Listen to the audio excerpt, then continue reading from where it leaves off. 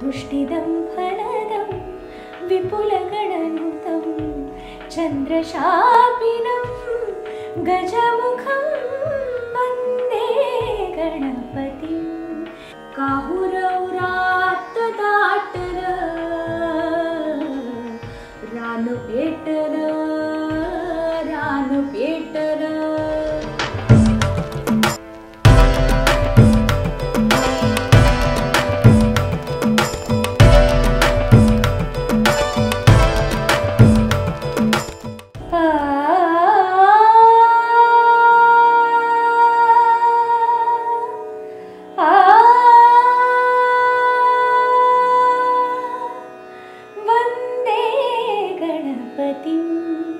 ईशं वन्दे गणपतिं ईशं वन्दे गणपतिं ईशं तुष्टिदं फलदं विपुलगणनुतं तुष्टिदं फलदं विपुलगणनुतं चन्द्रशापिनं गजमुखं वन्दे गणपतिं ईशं वन्दे गणपतिं ईशं.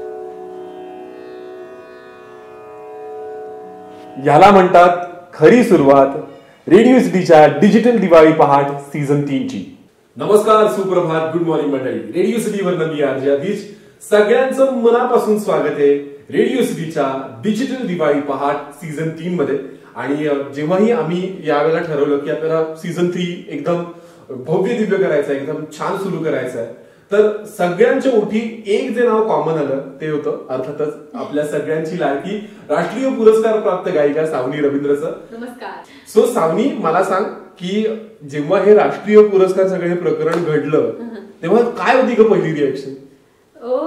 खरं तर माझा विश्वास नाही बसला, अगदी मनापासून सांगायचं तर. कारण प्रत्येक कलाकाराची ही इच्छा असते की आयुष्यात एकदा तरी आपल्याला नॅशनल अवॉर्ड मिळावं आणि ते एक ध्येय सेट करूनच प्रत्येक जण काम करत असतं. तसंच मीही अनेक वर्ष संगीताची सेवा करत होते, आहे आणि राहणार आहे.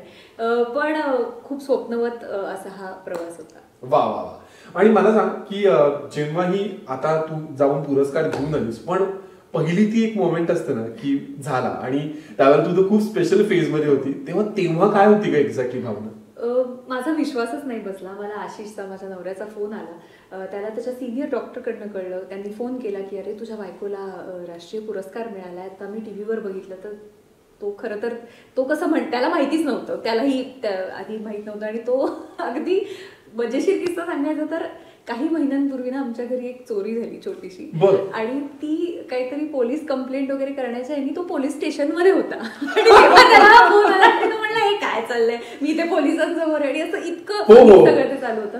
त्यामुळे त्यांनी ते खूप बरोबर ठीक आहे बघतो बरं. आणि त्याची अशी गंमत झाली की त्यांनी फोन करून मला कॉंग्रॅच्युलेट करावं, काही बातमी सांगावी अशा तो ह्याच्यात होता की सावनीला तर आधीच कळलं असेल आणि माझा नंतर फोन आला तर ती चिडेल की सगळ्यांचे मला फोन राहील, तू मला कॉंग्रॅच्युलेट केलं असं कसं.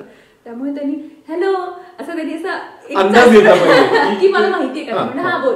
तो म्हणलं हा बहुतेक तिला नाही कळलंय अजून. तर म्हणलं हॅलो कॉंग्रॅट्स. म्हणलं कशासाठी? तो म्हणला की तुला राष्ट्रीय पुरस्कार मिळालाय.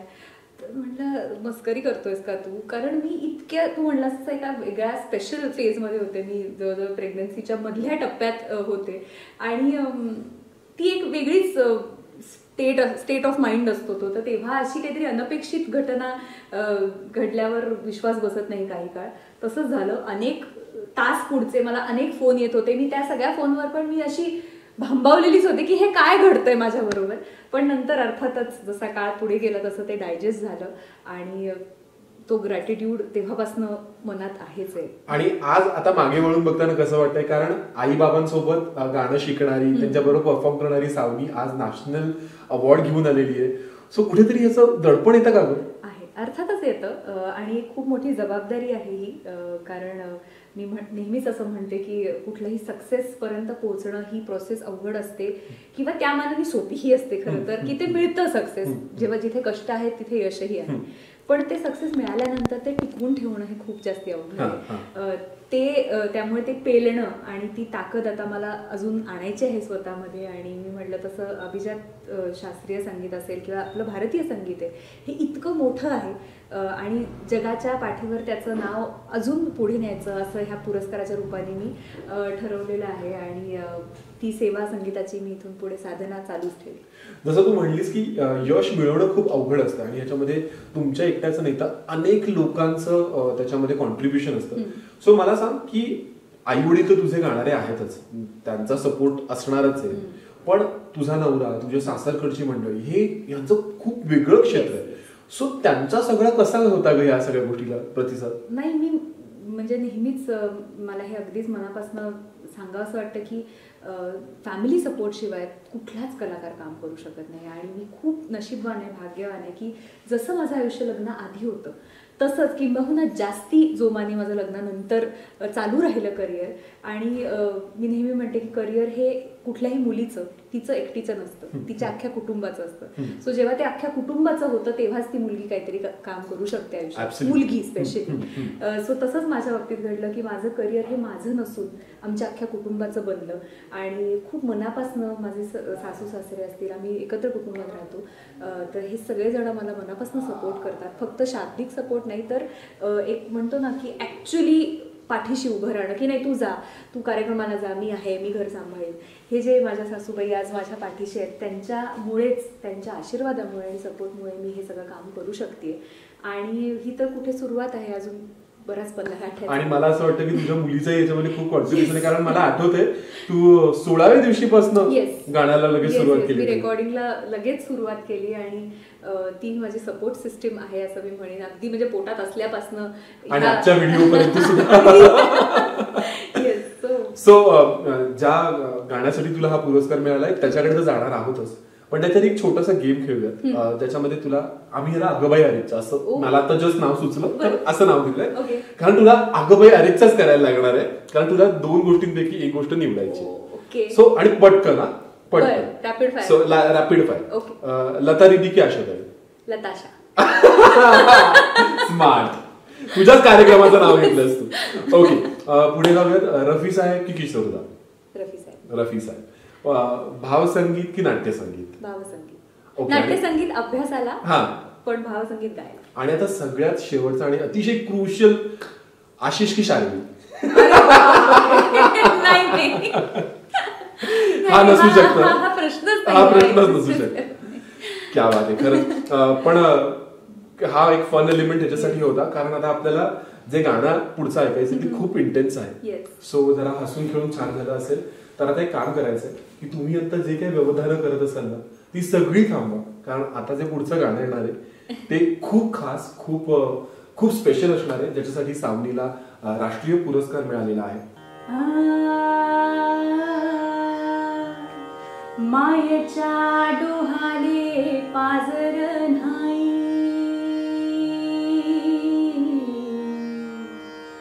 डोळ्याच्या पाण्याले घागर नाही, मायेच्या डोहाले पाजर नाही, डोळ्याच्या पाण्याले घागर नाही, कोंडला श्वास इजरी आस, काहुरवरात दाटलं, रान पेटलं, रान पेटलं, रान पेटलं, रान पेटलं.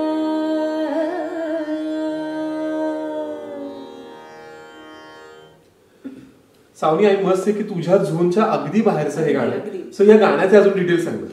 बारडो ह्या चित्रपटातलं हे गाणं आहे. अजून हा चित्रपट प्रदर्शित व्हायचा आहे, लवकरच रसिकांच्या तो भेटीला येतोय, तेव्हा जरूर तुम्ही तेव्हा पाहाच आणि ऐकाच हे गाणं. संगीतकार रोहन यांनी हे केलेलं आहे आणि लोकप्रिय अभिनेत्री श्वेता पेंडसे तिने हे लिहिलंय गाणं. ती स्वतः तिने काम पण केलं आहे चित्रपटात. आणि अहिराणी भाषेतलं असं एक वेगळा लहेजा असलेलं हे गाणं आहे. खरं तर रोहनचं ह्या निमित्ताने त्यांना मी थँक्यू म्हणू इच्छिते की त्यांनी ह्या गाण्यासाठी माझी निवड केली, कारण माझा अजिबातच हा बाज नाही, किंवा बाज नाही म्हणण्यापेक्षा अर्थातच आपण ह्या मातीत जन्माला आलोय, त्यामुळे लोकसंगीत हे आपल्या नसानसात आहे आणि ते आपण ऐकलेलंच आहे लहानपणापासून. पण तशा आवाजाची जातकुळी माझी नाही, पण मला नेहमीच माझ्या आवाजाबरोबर एक्सपेरिमेंट करायला आवडत आलेलं आहे. आणि रोहनकडेच मी इतकी वेगवेगळ्या प्रकारची गाणी गायली आहेत, मग आयटम नंबर असो किंवा अजून डॉक्टर रखमाबाई चित्रपटातही मी असंच मन वढाय वेगळ्या टोनमध्ये. सो असं मी नेहमीच एक्सपेरिमेंट करत आले होते. तर रोहननी जेव्हा मला कॉल केला की सावनी तुझ्या आवाजात आम्हाला असं काहीतरी वेगळं करायचं आहे ज्याच्यात हा टोन एक्सपेक्टेड आहे, त्यांनी मला ही व्हिज्युअल्स दाखवली. चित्रपटात एक अत्यंत इंटेन्स अशा मोमेंटला हे गाणं येतं आणि भीम मुढेचं दिग्दर्शन असलेला हा चित्रपट आहे. जेव्हा मी हे, म्हणजे तुला खोटं वाटेल, हे गाणं आम्ही रोहनच्या घरच्या सेटअपवर रेकॉर्ड केलंय. म्हणजे आम्ही हे स्टुडिओत जाऊनही रेकॉर्ड केलेलं नाही. तर कुठल्याही गाण्याचं काय नशीब असतं. मला असं वाटतं की तेव्हा आमच्या ध्यानीमध्येही नव्हतं की ह्या गाण्याला एवढा मोठा पुरस्कार पुढे जाऊन आम्हाला मिळेल. पण मला वाटतं ती कुठेतरी सिम्प्लिसिटी आणि ते जे मनापासून एफर्ट्स होते ना, त्याला कुठेतरी हा न्याय मिळाला. सो व्हिडिओच्या गप्पा सध्या जरी इथे थांबत असलो तरी एक इंटरेस्टिंग गोष्ट सांगायची आहे की सावनीनी तिच्या लहानपणी कशी सुरुवात केली, नाहीतर तिच्या आई वडिलांचा तिला कसा सपोर्ट होता, या सगळ्या गोष्टींची खूप छान गप्पा ज्या आहेत त्या माझ्याबरोबर रेडिओवरती सुद्धा मारलेल्या आहेत. सो त्याही नक्की ऐकायच्या. आणि आजचा व्हिडिओ कसा वाटला हे आम्हाला खाली कमेंटमध्ये सांगायचंय आणि उद्याच्या भागासाठी ट्यून इन राहायचंय, कारण उद्या सुद्धा खूप खास पाहुणे, खास पाडव्यानिमित्त आपल्याला भेटायला येणार आहेत. तो सावनी, पुन्हा एकदा तुला दिवाळीच्या शुभेच्छा, राष्ट्रीय पुरस्काराच्या शुभेच्छा आणि थँक्यू सो मच. सारवीला सुद्धा म्हणूया, कारण या सगळ्या व्हिडिओच्या प्रोसेसमध्ये तिने आपल्याला खूप कॉपरेट केलं. Thank you so much. आणि तुम्हा सगळ्यांना ह्या दीपावलीच्या खूप खूप शुभेच्छा. ही दीपावली तुम्हाला सगळ्यांना आनंददायी आणि उत्तम आरोग्य देणारी ठरो.